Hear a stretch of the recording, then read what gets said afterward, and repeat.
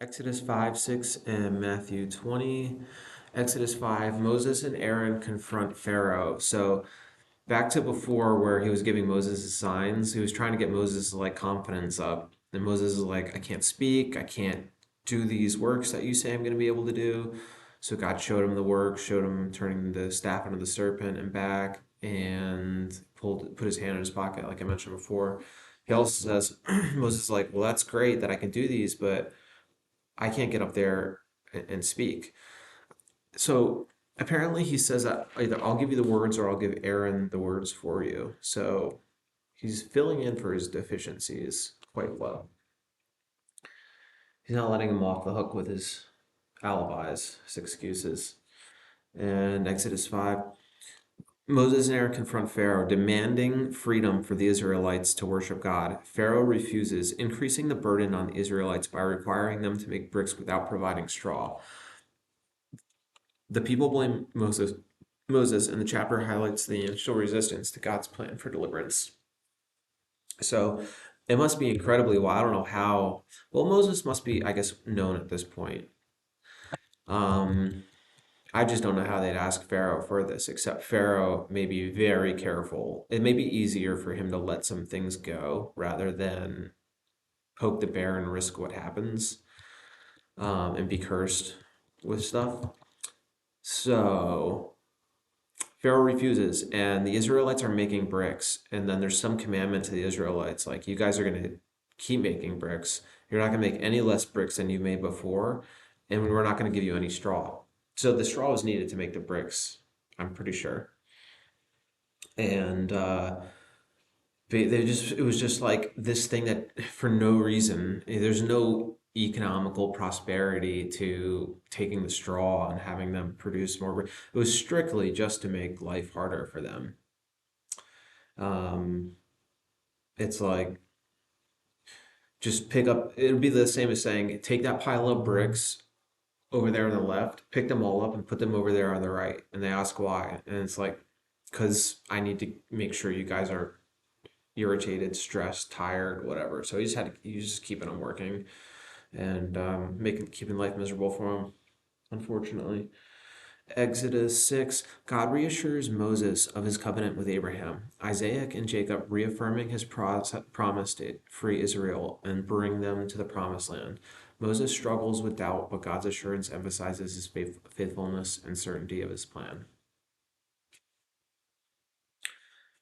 Matthew 20.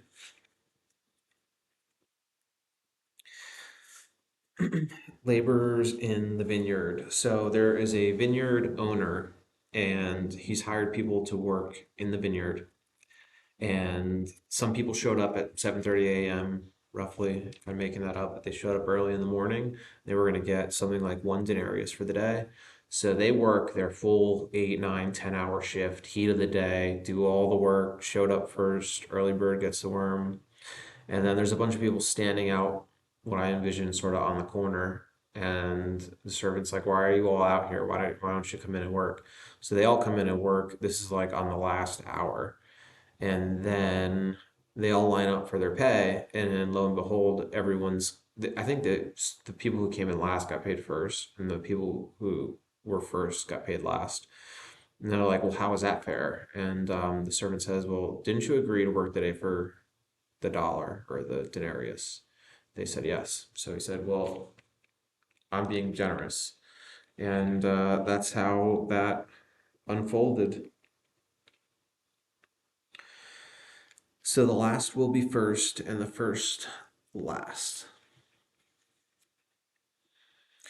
Jesus heals two blind men. This may be one of my favorite healings.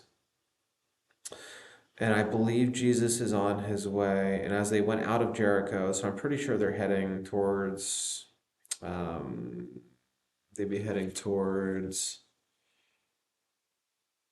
Jerusalem. Um, and on this, it's almost like, probably, it's got to be like rock band status, where this band is coming through. People are starting to line the roads to even get a glimpse of this.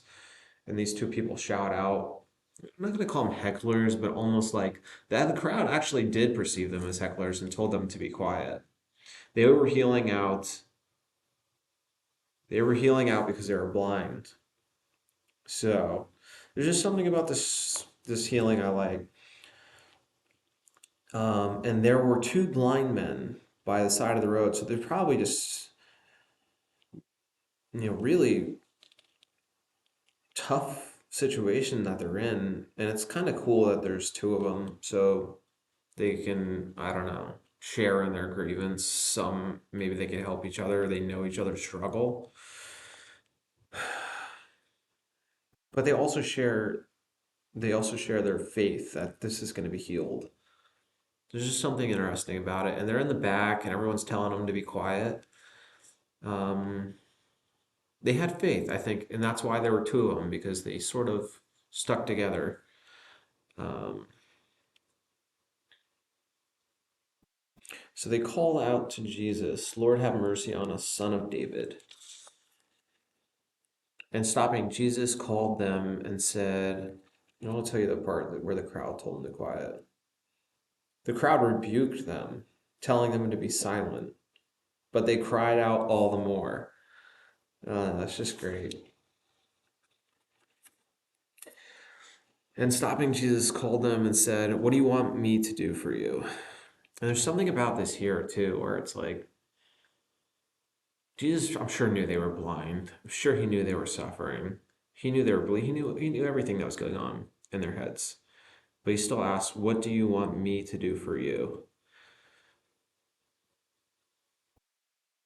And this is like God who can do anything. So he's basically in a servant position. It's like if a waiter came over, if you called a waiter over, the waiter would be like, "What can I do for you? Do you need water? Do you need food? Do you need bread?" So there's sort of that aspect and angle to it. Just something interesting about him saying, "What do you want me to do for you?"